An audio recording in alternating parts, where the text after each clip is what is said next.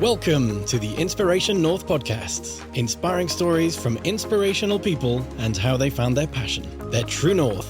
I'm James Eves. And I'm Michelle Minikin, and this is the Inspiration North podcast.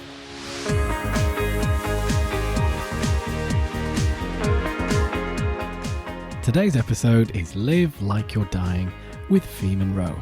We talk about happiness is the only measure of success, how terminal cancer was a wake-up call to start living her life, and does Ph.D.'s cancer like Disney movies?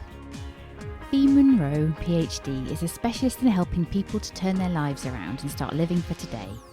As a best-selling author, a multi-award-winning researcher, award-winning blogger and public speaker recognised internationally for her presentations and articles on holistic health and the importance of living for today, she is renowned for inspiring people to change their lives. Ph was diagnosed with stage 4B non-genetic high-grade serous ovarian cancer in January 2016. She was just 30 years old.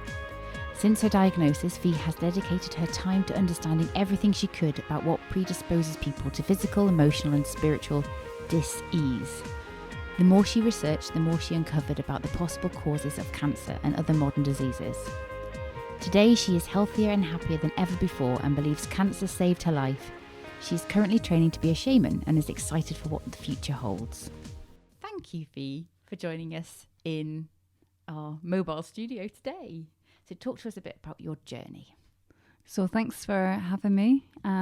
Really excited to be here in your mobile setup. I'm loving it. So my journey started in 2015, and I was working for the NHS and the government in a really stressful job, and I was commuting 4 hours a day, and as if that wasn't enough, I was also training in the evening to be a psychotherapist.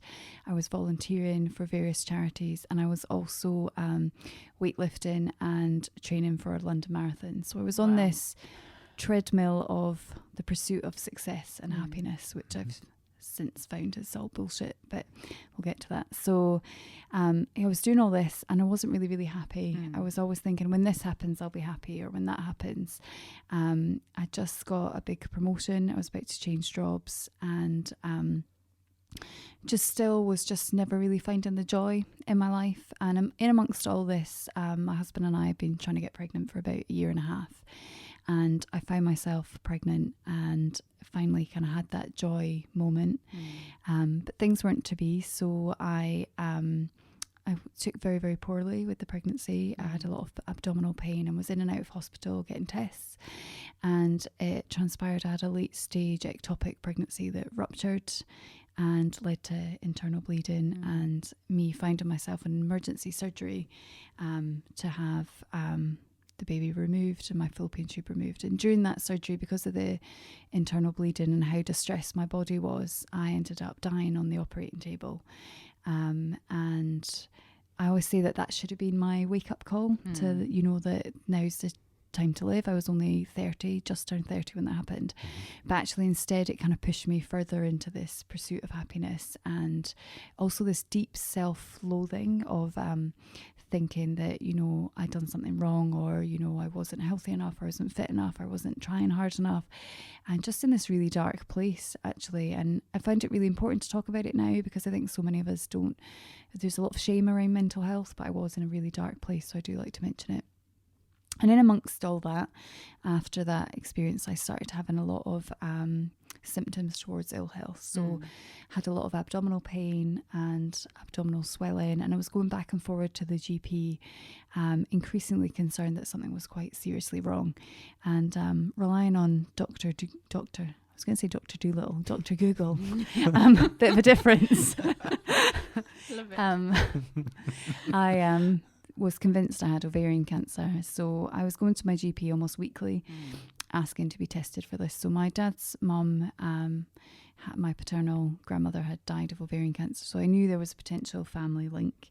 And I was aware of the symptoms, and I kept getting told that it was very unlikely that I had it. I was too young.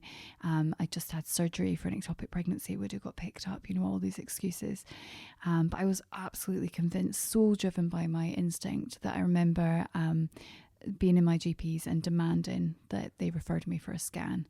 And what followed, from the scan and various appointments ongoing after that was that in the January 2016, I was diagnosed with ovarian cancer. So I had been missed during the surgery. And in fact, the ectopic pregnancy rupturing had caused the cancer cells to spread around my body much faster. And so when I was diagnosed, I was told it was stage 4, it was incurable, it was inoperable, and that it was also terminal. And that was my final wake-up call to be like, you only actually get one life, and there's no excuses for not living it to the best you can.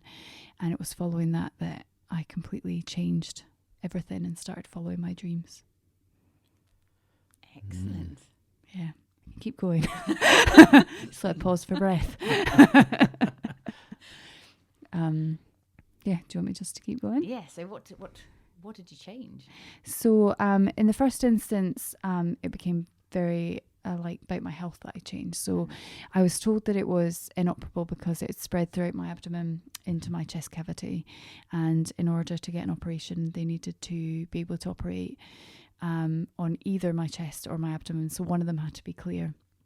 So my focus became clearing my lungs of cancer. And I did have chemotherapy to help manage my symptoms, although I was told it would never be curative. But I took time off work. I was signed off work for a year, and I really focused on doing more gentle exercise, so on walking, on yoga, meditation, and also looking at kind of the Eastern approach to health of that we store grief in our lungs. So in the year prior to my diagnosis, I'd lost both grandparents, and on my mum's side, and also the ectopic pregnancy. And so there was a lot of grief going on there that I hadn't dealt with, that I'd kind of pushed down on my pursuit of success. And so I really worked on that. And as I was working on that my kind of view on life started to change, because I really slowed down because I wasn't going to work, and I started to really focus on what mattered to me, on reading again. I'd always been really driven by learning. I had a Ph.D. by the time I was 26, and I'd really kind of lost sight of that on the self-learning and self-development. So I really focused on that. And in the April, so just 3 months after I was diagnosed, I was approved for surgery, and I had the largest operation they'd done on a stage 4 cancer patient. So multiple organs removed, others partially removed. And it was after that I kind of went into a really dark place. So was really down, because suddenly I was, I'd gone from being this really active person, and then a few months later was in a hospital bed, with an epidural in, unable to get out of bed, in agonising pain, and in a side room in a hospital 2 hours from home, away from friends and family. And it made me really look at what I wanted from my life. And I've been told that following surgery, it'd be about 6 months till I could even walk upstairs. So our home, our bedroom had been moved downstairs, lots of provisions had been made at home. But this actually motivated me more. And I remember saying to my surgeon, well, fuck that. And this is the time for me to really follow my dreams. And what I'd always wanted to do was be a yoga teacher. And I'd never done it, because I kind of built this story in my head that, I have a PhD, I've got to have an academic career, I've got to be a researcher. I'd be stupid to give that up to be a yoga teacher. I'll maybe do that one day. And actually, that's just nonsense. And so I started training and completed my training. I've done further training and launched my own yoga business. And it's just been absolutely amazing. And, I put on social media this week that there's so many people that they change their lives radically following a stage 4 cancer diagnosis. I wrote books, set up my business. There's other people that have done similar, and it's all after they get sick. But what about the people, why are they not making the changes before they get sick? Because my life would have been a lot easier to make these changes while I still had my health and not be limited by that. So I'm now on this big drive to tell people to live like you're dying, because I'm still medically classed as terminal, but actually we all are. And we all forget that this is the only life we have, and that pursuit of happiness is nonsense. You've got to really follow your dreams now and live for today. And someone said to me recently, when you have a goal, the good way to look at it is, what life am I planning on following this goal or this dream? Because actually you only have one, and stop putting it off. So that's my big drive, is live like you're dying, because it's it's been really magical, things I've managed to do that I wouldn't have done. And I always say that before my diagnosis, I spent 30 years dead. And then I've spent the last 3.5 years really living. And it's been hard. I mean, there's been some really hard, dark moments in hospital that I didn't think I'd make it out of. But God, I've had some adventures. It's been great. Yeah. It's very much a excuse me. It's a change of mindset, isn't it? Because there's almost this. I don't know what it is. It's something we're almost brought up with. It's a culture of you do the stages of your checklist of, right, I've gone to school, maybe I then become an apprentice, or I go to university, and then I leave, and then you get a good job, and then you marry someone, you get a house, you have children, and then you do all of this up until retirement.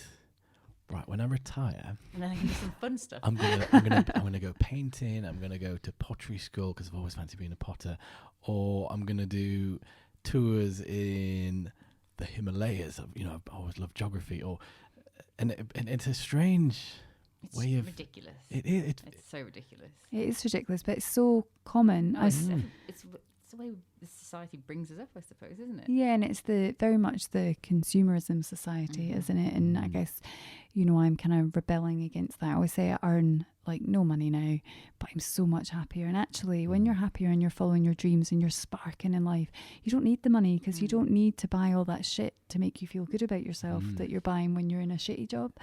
I now do talks to school kids where I don't swear, and it's really hard. My little boy would love it if you swear. And one of the things I say to them is, don't do the job that pays the most, do the job that makes you the happiest. Because it is that kind of rat race, from a really young age, taught, to go to school and then to finish school and then to go to university. And then I stayed at university, did my Ph.D, and then to go and get a good job and then to apply for a promotion. And when does it end? Does it? You get kicked out when you're however old. I think it'd be like 90 by the time we're exactly. old enough to retire. And I couldn't think of anything worse than retiring. I'd be bored out of my brains. It's like, what do I do now? Interfere with the neighbours. Love it. sit on the couch and scare the children almost. Be that one. I love it. But you could do that now. Yeah, I know. I'm going to scare the children now. It's a bit creepier when you're younger. But is it our measure of success is incorrect? Because I forget, who did I hear talk? Was it Jim Carrey or someone has a talk where success is seen as, I have a good paying job, I have a nice house, I have a good salary, whereas no one, or is it Heath Ledger? Was it one of his quotes? But no one ever asks you. Yes, I think it's Heath Ledger. Yeah. No one ever asks you if you're happy. That's never a measure of success. And it should be.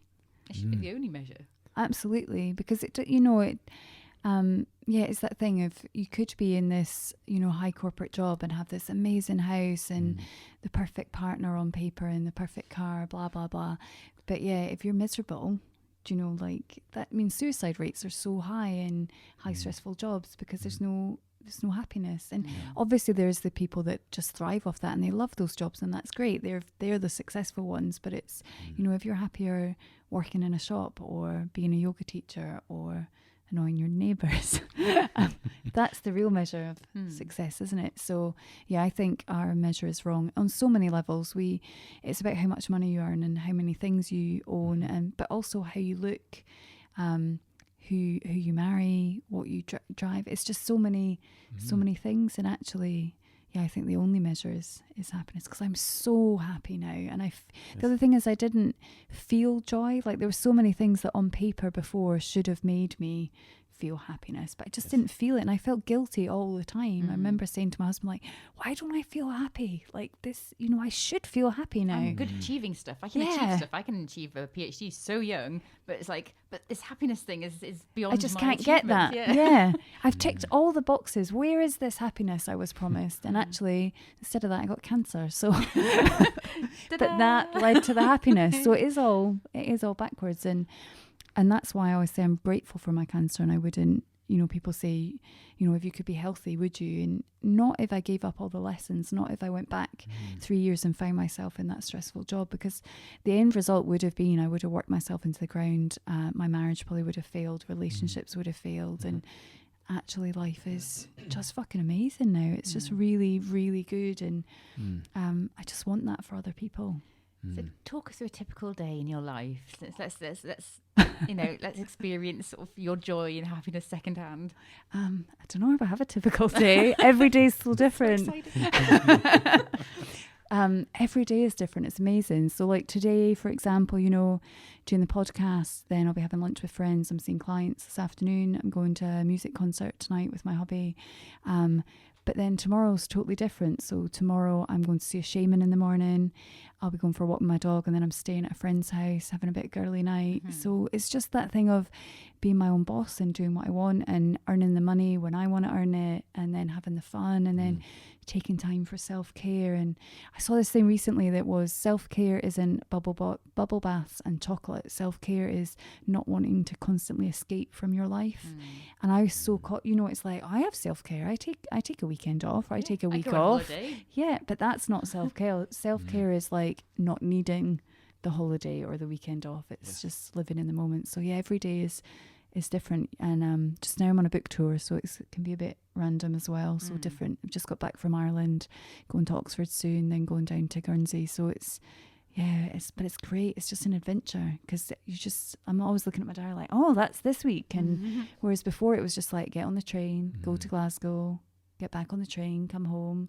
Like, it's just every day just felt like this perpetual treadmill. It was it's so boring. Whereas no 2 days are the same now, and that's what I love. It's great. It reminds me of, I don't know if you remember a song that Blur did.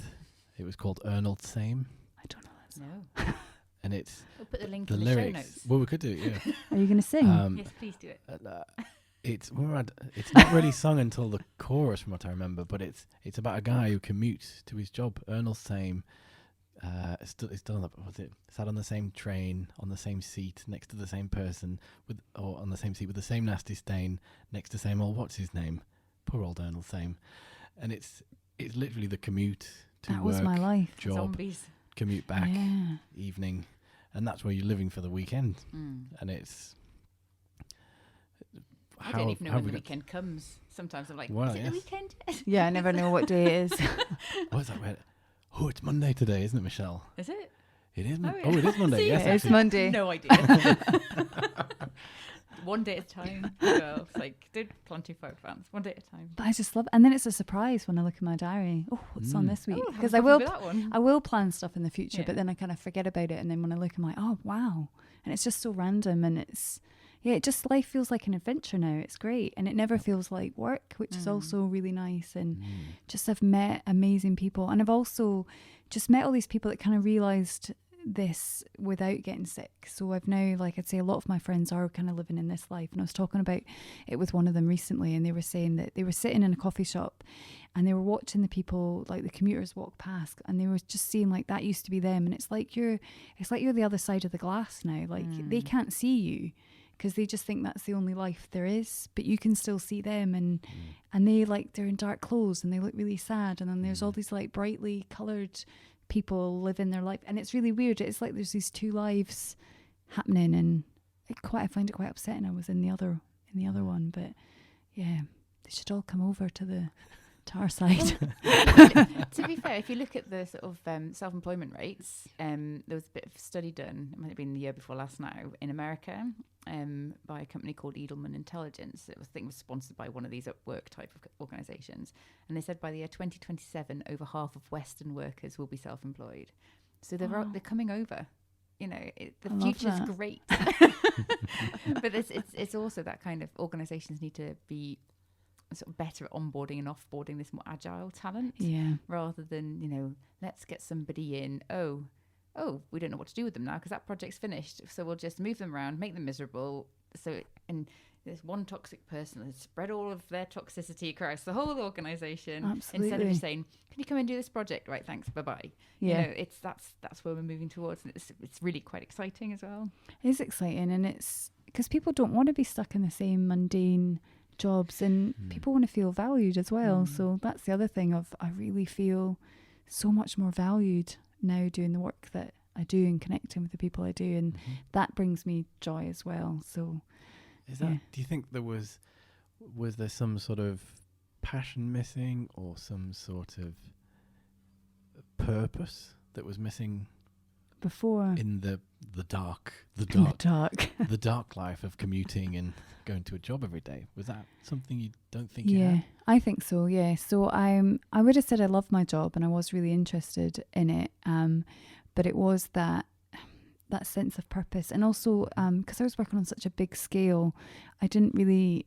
It was those individual human connections. So I was working on national projects. So you'd see like the broad change, but how did that affect, that one person? That's what I was really missing. Whereas now, doing the yoga, even writing the books, meeting people at talks, like hearing that one-to-one connection of how I've made a difference or how something about my story has. That's what motivates me. That's what gets me up in the morning. It's that human connection, and I think that can be missing in corporate jobs, that it's very systematic, isn't it? And it's not on an individual level, and some people thrive on that, but I definitely need the humanness.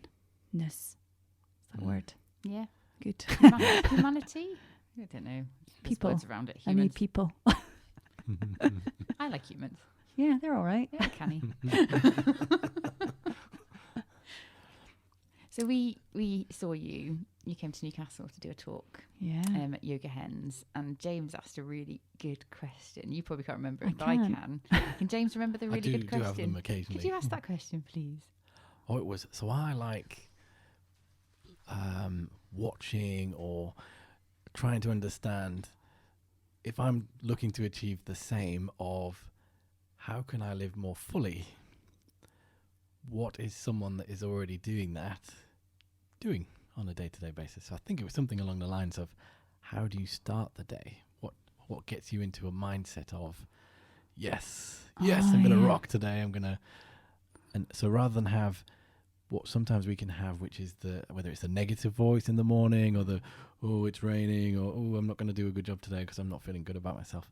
What do you do which gets you into the right place for living fully? I remember that question now because it's the first time I've been asked that, and I loved it. I was really excited about that. Yeah. It's like, woohoo. Good at questions. This is why he's on the podcast. You know? That's the only reason. No, it's you've got a good voice. He does have a very good podcast voice. Thank you. Yeah. Face for radio, as people always say to me. Oh no, good voice. We'll go with that. Take the compliment. Thank you.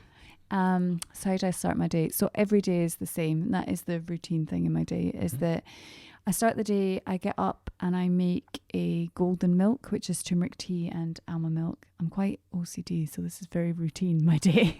And then I'll go and do yoga, usually at least 45 minutes. Then I'll do 15-minute meditation or breath work. And then I write 3 morning pages, which is 3 A4 pages. So that's the thing from, I believe her name is Julia Campbell, I've probably got that totally wrong, which is the artist way. And it's about how every morning you write down 3 A4 pages and you just get off everything in your head. Because people journal, but they can journal in like a quite small way. But by the end of 3 A4 pages, like literally you've kind of processed your thoughts and found some clarity there and got rid of all the negative chatter.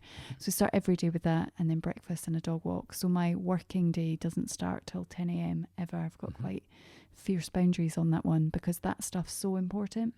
Because I found when I've let that go and just got up and tried to do stuff, my head just isn't in the right space because I've not taken that time for me. And I think something I said when you asked me that question was, that's obviously unrealistic for someone who commutes. Like, I've lived that life of rushing in the morning, and like if someone said you need 2 hours for that stuff, I'd be like, yeah, fuck off. Like, that's not achievable, and I get that.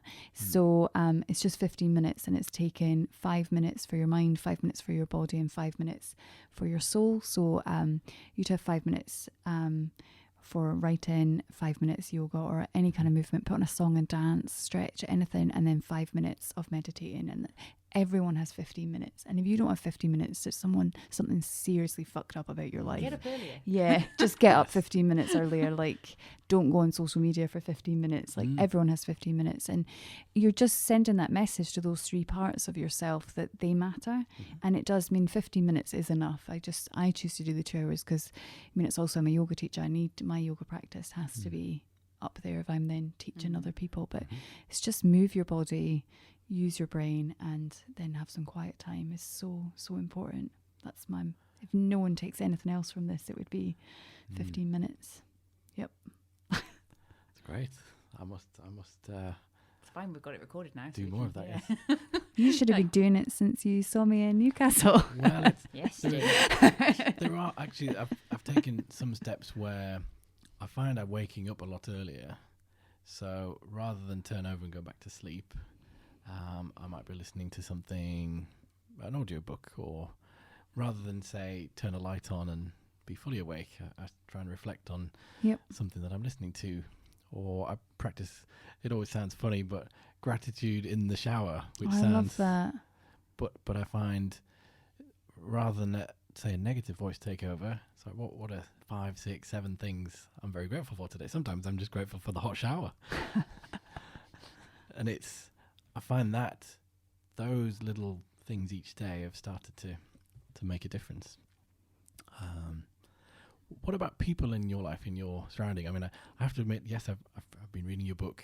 I'm almost to the end.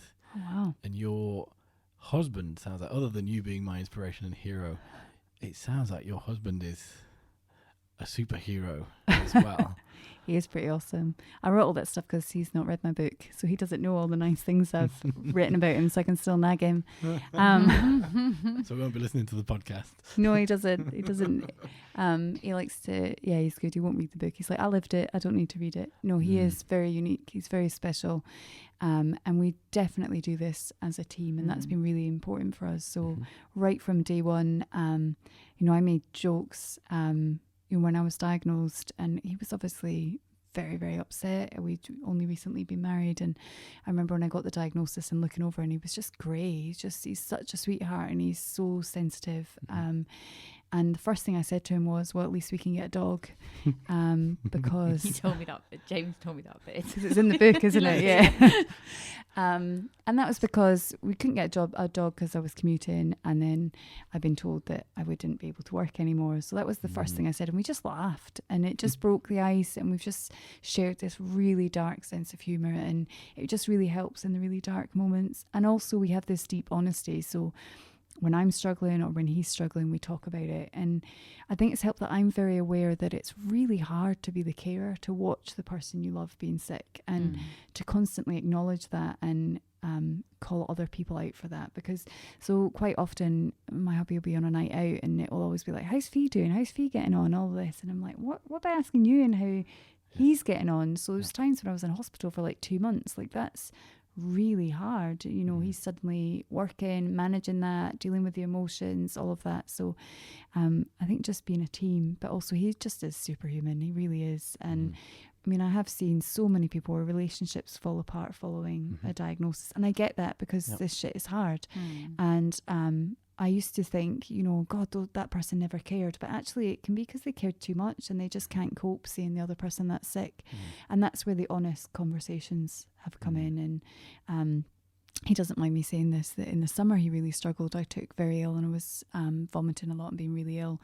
And he wasn't coping with that very well. He was trying to really hold space for me, and then that affected his mental health, and he ended up signed off work. And one of the things we had to look at together was using like Macmillan and stuff, and they have support for carers about how, resenting the person that's sick is normal, or feeling negativity towards their illness is normal, and talking about all those normal things and not judging yourself for them. So and it's definitely been easier with him to do that because we had a good relationship. But if you've read the book, some friendships have fallen away where that didn't work. So for example, I had when I was ill over the summer, I was actually just talking about this with my sister this morning. Suddenly there was some friends that had been really close friends just suddenly disappeared, wouldn't reply to messages, wouldn't get in touch, all of this. And then when I started an immunotherapy trial last year, and my health started to improve again, and I got this really good scan result, and suddenly these people are like, oh, do you want to go for coffee? Do you want to meet for lunch? And I'm actually like, no, because if you don't have time for me when I'm ill, I don't have time for you when I'm well. And I've, I'm really firm on this, because if you've got stage 4 cancer, you're ill a lot of the time. So you've got to prioritise who you're spending time with. And I just, there's no hard feelings. I send them out on their path with love. And again, I know it could be because they find it too hard to deal with, but I just, someone described it to me recently, like, Fee, you don't have time for niceties. And I really don't. And I don't think anyone should. And it's not about being an asshole. I hope I'm not an asshole. But it's just about, being honest and holding space for people when they're not well and struggling. But also that, I don't ever say that my situation's worse than anyone else's. So I can have a friend going through a divorce or a friend with a child keeping them up all night. Like, that's their big shit. And actually, that's just the same as my cancer. That's the biggest thing in their life, and that's all right. And I want to hold space for them, and I want them to hold space for me. And that's how a real friendship works. So I think that's how me and my husband have managed it, me and my family, and then me and some awesome friends as well. But it's how everyone should do it, because we've all got stuff going on in our life all the time, don't we? And it's just about being there for each other and seeing that person and just holding space for them and being there for them. Yeah, I get a bit ranty about relationships. Sorry, could have been a whole podcast about that. I'll bring it in. No, I think it makes sense. The time is precious, and I think you're probably more aware of that than most. And we talked about it on another podcast with Josh, and he talks about people spending your time. It's not. It's the only thing you can get back. You can make more money. You know, but if somebody stole kind of £100,000 off you, you'd kind of be miffed about it. But if somebody wasted like months or years, of your time, then it's the same. Well, it's more valuable, isn't it? It is.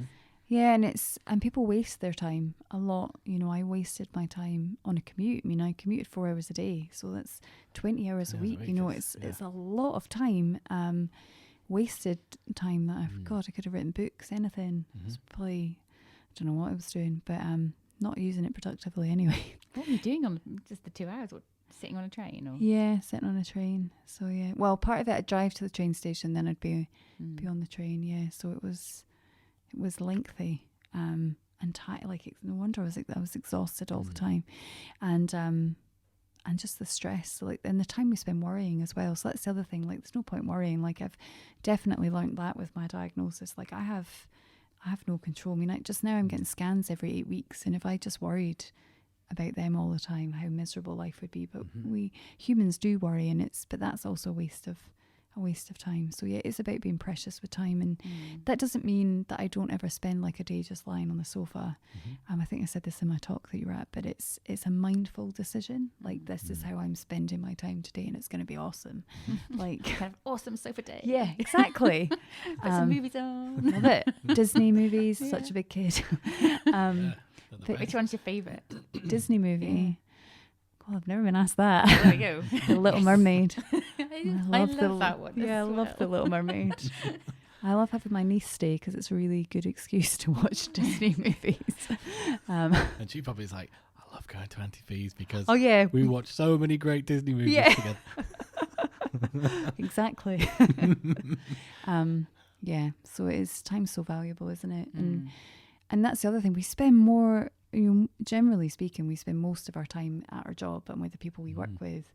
And it's all a choice, isn't it? It's all a choice. And it's that thing people always say they can't leave because of the money, but it actually never comes down to that at the end of the day. You can live with less. It's just what you're willing to give up in exchange for your happiness, it's actually. The cost, isn't it? Yeah, it's the cost. It's always the cost. So you might need a smaller house, but you'd have more time off and you'd be happy. So it's weighing those things up. But it's hard. I get it that it's hard to see until you're faced with no alternative. Yeah. There's another element you talked about with stress. There was talking through, you said your cancer is non-genetic. You're not a smoker. You rarely drink. It proves I've read the book, isn't it? I love it. He talks about this a lot, this bit. I was like, ooh, I'll text Michelle. I was like, I'll send her a picture of, look at this bit in the book of what Fee says. And you talk about, the bit about stress is with dis-ease. Yep. Where we are really stressed. We're not sleeping well. We're worried all the time about things. And I totally believe it, that the body can manifest something or other that doesn't have to be genetic. And that, we say stress is a silent killer or a big killer, but is that because we don't link it to something until we do have something that's something afterwards. quantifiable as a disease. I think there's evidence now, isn't it? Yeah, there is evidence. And I remember my first chemo, I can't remember if this is in the book or not, but my first chemo, I was sitting there and there was a woman with esophageal cancer, stage 4, and she was a couple of years older than me, and we were chatting about the fact that we were both long distance runners, neither of us smoked, we both very rarely drunk. I don't drink at all just now. And then we joked that we both had really stressful jobs, and we're like, oh, it must be the stress. And then one of the nurses says, we see more people in here with stress than we do smokers. And that just really resonated with me. And I started to do a lot of research into it. And the reason is that I can't remember. You think you know my book better than me. I can't remember this is in it, but it's the fact that, so I know this bit is in it, that every single human has cancer cells in their body all the time. So all of us sitting here do. But our immune system is amazing, and it recognizes, so a cancer cell is just a cell that's wrong. It's got a mistake, and it identifies it and it gets rid of it. And you move on with your life, happy days, every single day that's happening. But people that get a diagnosis, what's happened is that their immune system's been suppressed over a period of time, either from lifestyle, so smoking, drinking, from genetics. So mine is non-genetic, but the BRCA gene can cause that ovarian cancer, or from stress. And then your immune system ends up suppressed for so long that it doesn't notice the first cell or the second cell or the third cell, and then eventually you've got a tumour, and then that spreads and ongoing. And I would say 100% that my belief is that's why I got it. There's other factors to look at if you're more into the energy stuff, is why you get cancer in certain parts of your body. So then I did research in that, and women who get ovarian cancer tend to have had an abusive relationship in the past, and I had an abusive relationship. So I think there's just so much we don't understand about our bodies. But I always say that cancer is the symptom, it's not the cause. And I love that term, dis-ease rather than disease. Like, my body was in a constant state of dis-ease, working out, not sleeping, traveling, working, stressed. I never sat down. I remember, like, every weekend, I think every day at the weekend I'd be seeing at least 4 different people.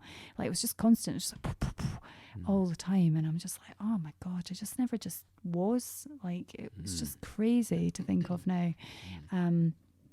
So no wonder my body got sick.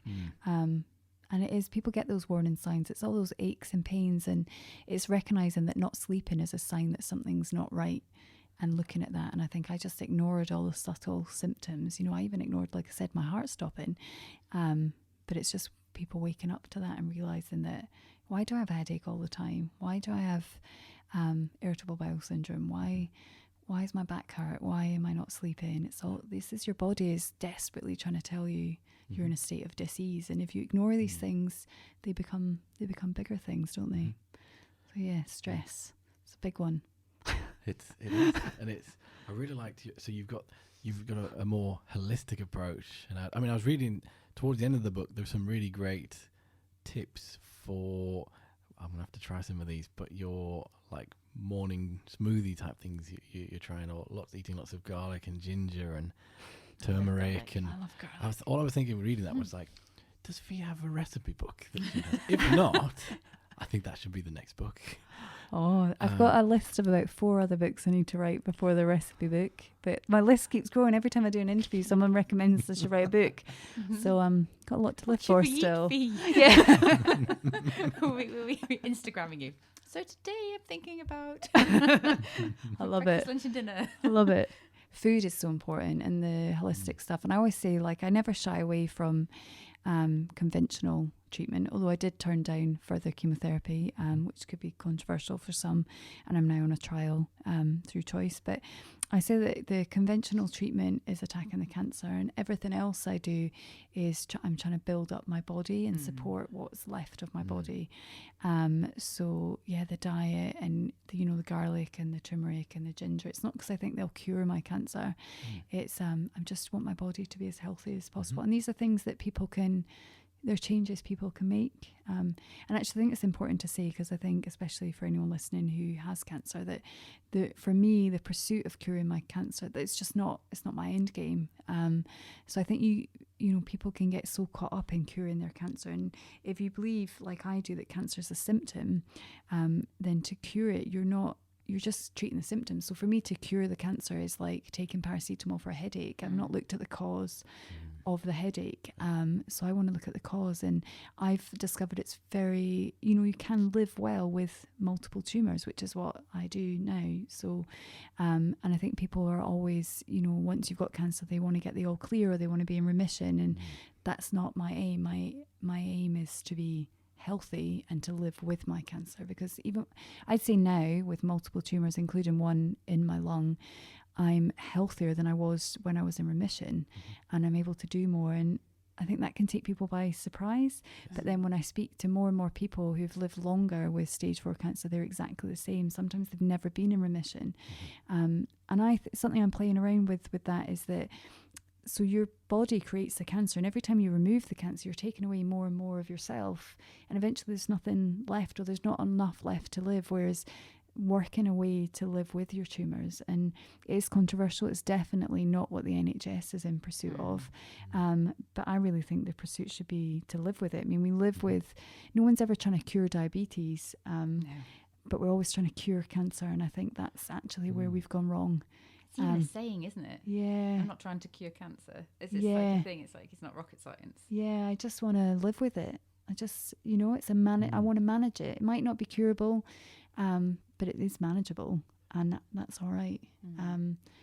And yeah, but it is. I do get backlash for that, because it does trigger people. But I've just witnessed it. There's so woman Chris, who set up Copperfield charity. She just celebrated 10 years with breast cancer, stage 4 breast cancer, and I don't believe she's ever been in remission, and she does amazing things, and I'm like, wow, that's quite eye-opening. And I think that's something we should be looking at. So I think when people get diagnosed, they can get caught up in what can I do to cure it, and they change their life, and they they see people like meditating all day and all this stuff, but that's not living with your cancer. It's almost like the pursuit of happiness again. Yeah, it is getting caught up in that, and not choosing to live. Like, it's part of who I am, and it's all right. And it can be scary, and it can be a bit shitty, and some days it it knocks me back and I can't do anything, but on the day-to-day it's all right. I say that cancer is my boss, actually.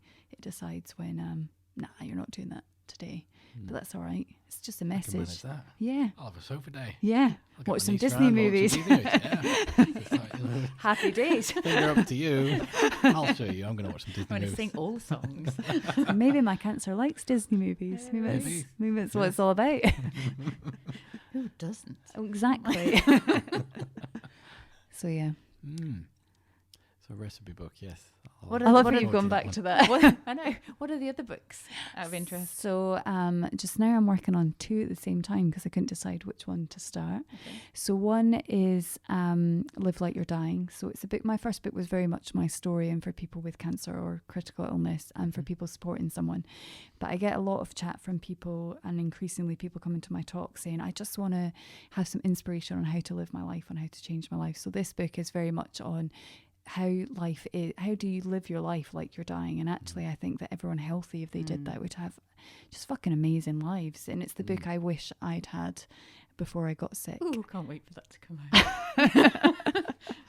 So, and the other one is about my random acts of kindness that I do. So following my surgery, I started handing out random acts of kindness, and it was £20 notes in envelopes and giving them to strangers. And this was off the back of my sister raised £500 for me and my husband to spend on ourselves, and I decided to give it away. So, and that pot of money continues to grow. But there's been so many stories, and people always ask me about them, and they're just beautiful, the connections I've had with strangers. So this book is just the individual stories. So it doesn't flow, it's literally a book you could pick up and open on any story. But I'm really excited about that one, because it's just all love and niceness, and the ripple effects as well from the random acts of kindness as well. So yeah, and that's one's just fun to write, because it's like, oh, I remember that, and but it's also ongoing, because I'm still handing them out. So it's a book that will never end. It might be 2 books, that one. So cool. I just love it. And I'm also, one of the other ones I'm working on is a book like Live Like You're Dying, but for teenagers. So there's so much anxiety in school kids now, and so I think that's when the pressure starts. Definitely body image issues started for me at school. So, and the more talks I do for school kids, the more I think that's needed. So it's a book around that. I've not started that one yet because I can't decide if it's written for me or if it's a series of letters from other people written to their younger self, which I quite like. I love that stuff. Do you want to write a letter to your younger self? Oh yeah, totally. So decision made. That is what that book is. I'll send it next week. Perfect. Because it is that, you know, I know when you're younger you think adults don't know what the fuck they're talking about. Yes. But actually just seeing that, and kids, they really latch on to what I'm saying. And the last one I did, I was then in the toilet afterwards and I was washing my hands, and this girl came up to me, she must have been about 12, and she's like, I loved your talk. And it was just that moment I was like, wow, I just want lots of that. Like, because I just saw so much of my 12-year-old self in her, and what it would have been like for me to hear from someone saying, actually, you're not fat or ugly, and you don't need to just be stressed all the time, and it doesn't matter what other people think, because no one's telling you that stuff. It's so hard nowadays, I think, the whole social media stuff. Oh my God. We were talking about this with another podcasting guest, that thank God when we were at university, Facebook wasn't around. Cause Can you imagine? I had Jerry Halliwell hair. It was literally, I had permed hair before that, you know, seriously. I was so glad that hardly any photographs, evidence of that exists. And, you know, we were able to, you know, do stupid things and not have it recorded for life, you know. Yeah. And it is just, you know, so hard that, you know, you have to have these big eyebrows, you have to be tanned, and, you know, and all this. We watched Geordie eyebrows Shore. are scary. I know. Honestly, I just want to take wet wipes to them all. But come here, pet. But they're tattooed on. Ridiculous. That's the issue.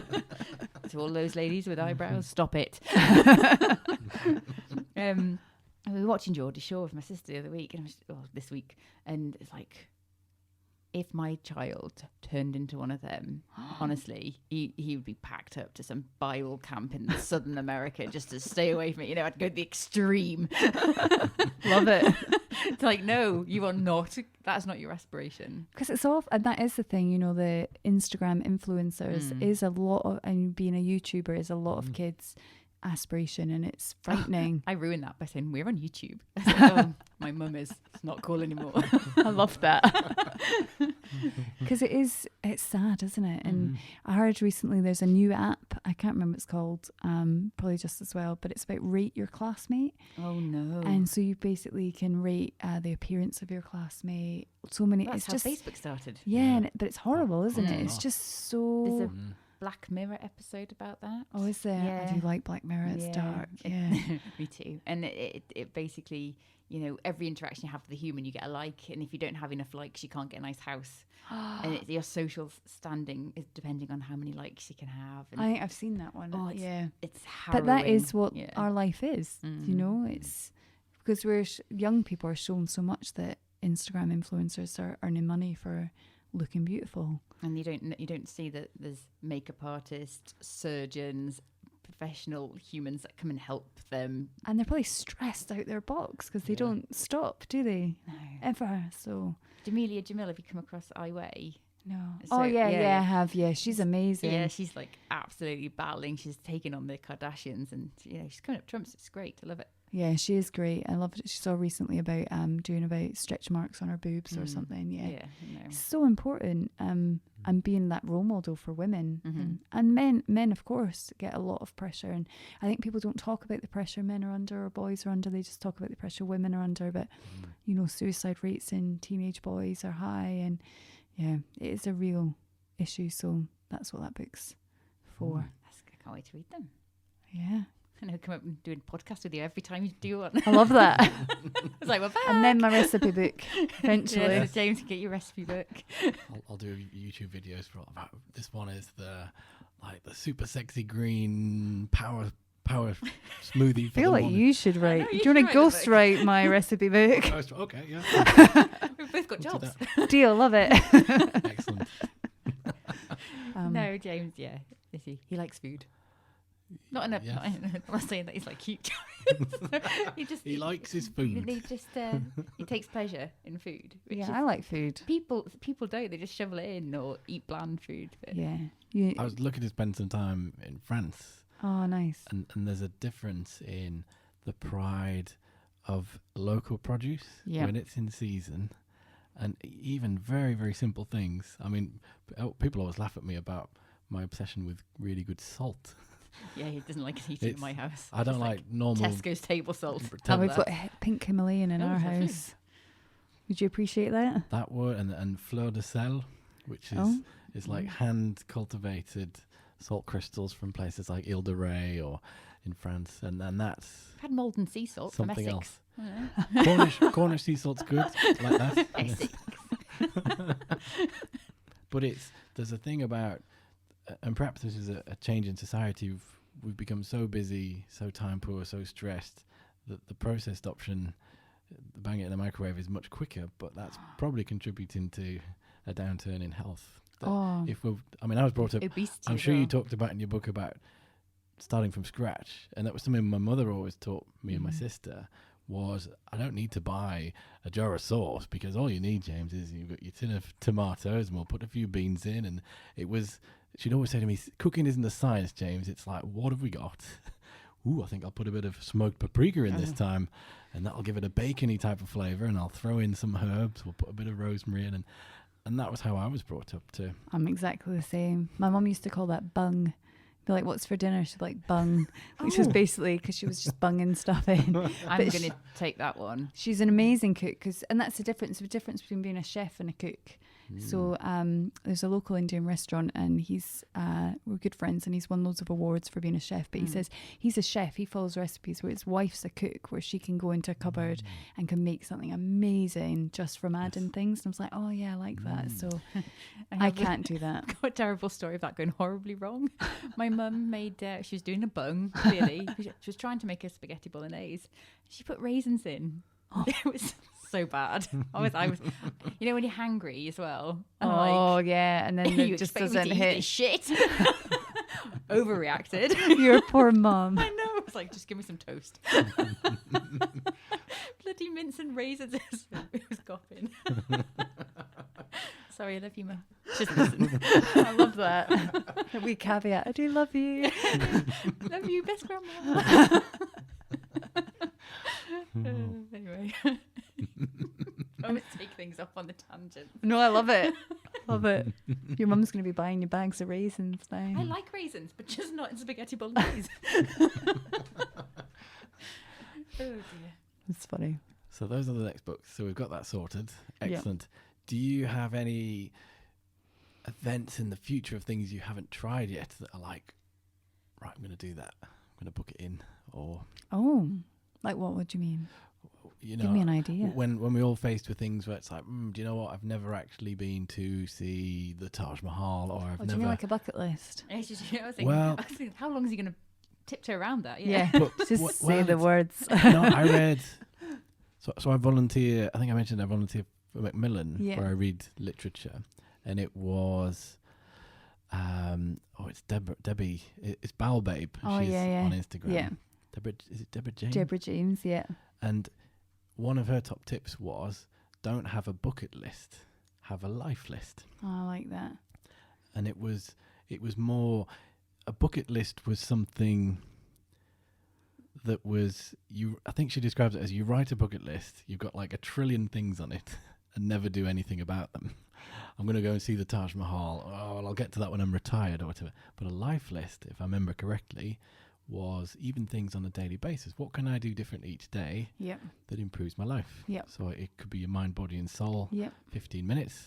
So is there anything along those lines which you think, I must do that. I haven't tried that yet. I'm thinking. Because normally when people say the bucket list, I normally say I don't have a bucket list, I have a fuck it list, which is things I'm not doing. Could we take it somewhere else? Yeah, I'm happily married. Just checking. And luckily he doesn't listen to my podcast. For you.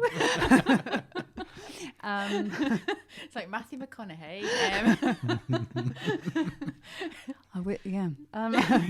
That was going down a slippery slope. No. The X-rated podcast. Yes, that'll be the follow-up. So back to your question, James. What were we talking about? Oh yes, life lists. Life lists, not bucket lists. Yeah. So I'm so distracted now. Right, mental lists. I think my thing is I don't say no to things that I want to do. So if opportunities come up, then I'm like, oh yeah, that sounds amazing. But something I do is, especially, so if I get very, very ill, very sick, and I spend time in hospital, my thing I'll do is book loads of things for like a year away, because I don't like to miss things. So it kind of like motivates me to do stuff. So I do that. But I think there's also that thing of doing stuff for me now, because I think, especially with bucket lists, I mean, who are you visiting the Taj Mahal for? Like, is it yourself, or is it to show everybody that you visited the Taj Mahal? Post it on Facebook. Yeah. It's not on Instagram, it didn't happen. Yeah, exactly. So it's all that stuff as well. So, and I'm really aware of that. And I was really lucky that before I got diagnosed, I had travelled loads, which is amazing. I spent time in India, in Australia, like I'd been to, Russia, Malaysia, and I'd done a lot of trekking. My PhD was in children's outdoor play, so I'd done a lot of trekking for research for that, and that really helped. And I would say if people haven't travelled, that they should. Experiencing other cultures is such a valuable thing, and I'm really aware of that now because I can't fly now because of where my cancer is, and I'm so glad that I'd experienced all that travel beforehand.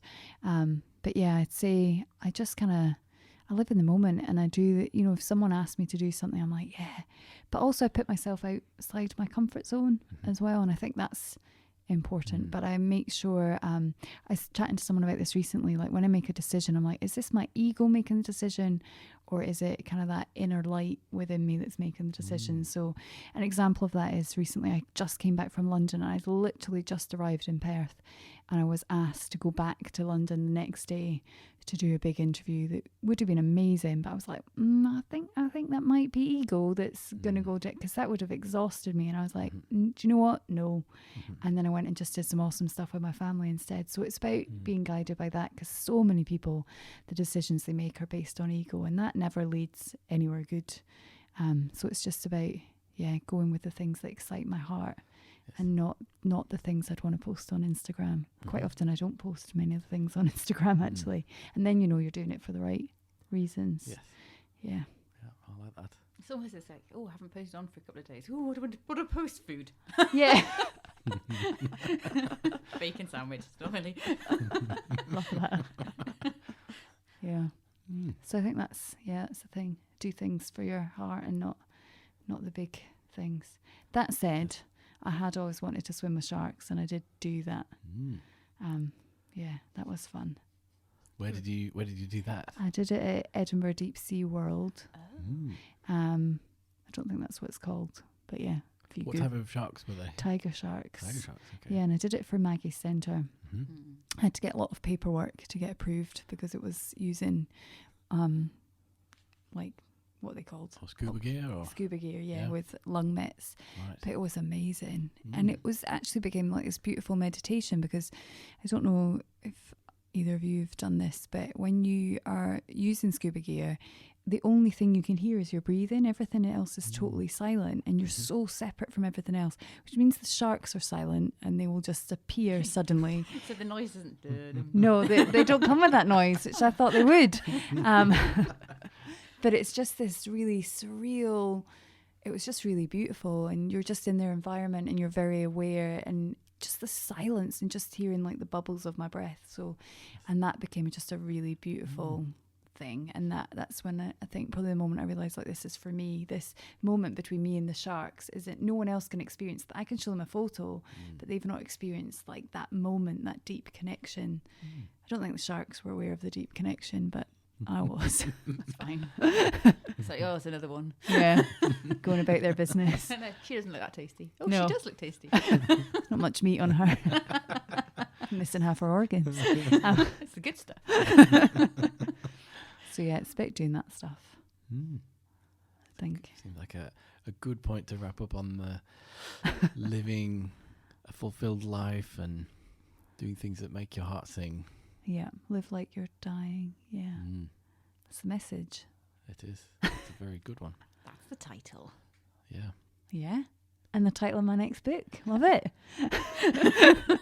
Cross-promotion opportunities. Yeah, Great. And the next book will come. Here's the mailing list to sign up to when you want to hear about the next book. Yeah. There we go. So, Great. if people wanted to get in touch with you, where would they find you? So I have a website, which is fkmunro.com. I'm also on Facebook and on Instagram. You find me on them both. But if you just do a Google of Fee Munro, you get a shit ton of links. A lot of press about that quite often has dying girl in the title. Marvellous. Nice depressing stuff like that. It leads. Exactly. So I'm easy to find. And I love to hear from people. I really do. Thank Great. you so much. We've really enjoyed today. Yes, you have. Thank you. Yeah, Thanks, thank Fee. you guys.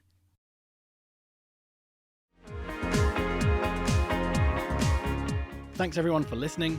Check out all the show notes at inspirationnorth.com. Join us again for the next episode when we'll be chatting to another inspirational person. If you like this, subscribe and tell your friends. If you didn't like this, subscribe anyway and tell everybody.